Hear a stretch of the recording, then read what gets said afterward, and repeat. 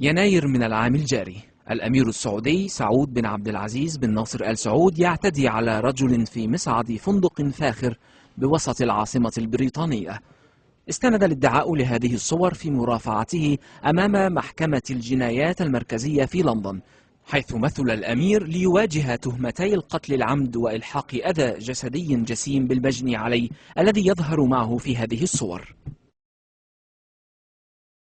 دفع الادعاء أمام هيئة المحلفين بأن الأمير قتل مساعده ويدعى بندر عبد العزيز في 15 من فبراير الماضي في جناحه بفندق لاندمارك، وأن الأمير كان مثليا واعتاد ممارسة العنف الشديد واللجوء إلى الضرب المبرح أثناء ممارسته الجنس مع مساعده بندر.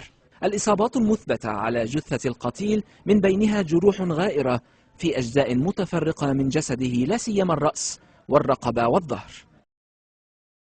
هؤلاء هم أفراد عائلة الأمير، يتقدم والده الذي تابع القضية منذ بدأت بجلسة إجرائية في مايو الماضي في المحكمة العليا البريطانية. وقد نفى المتهم خلال تلك الجلسة تهمتي القتل وإلحاق أذى جسدي جسيم ببندر، ولكن في هذه الجلسة استمع الأمير من قفص الاتهام إلى مرافعة الادعاء الذي قال إن النفي السابق من المتهم للمثلية الجنسية يعزى إلى أسباب ثقافية راسخة في مجتمعه. قتل متعمد أم قتل عن طريق الخطأ؟ هذا ما ستحدده هيئة المحلفين عندما يصدر الستار على هذه القضية. العقوبة التي تنتظر الأمير على أي حال هي السجن، إما السجن المؤبد أو السجن المخفف. أحمد ماهر، BBC، لندن.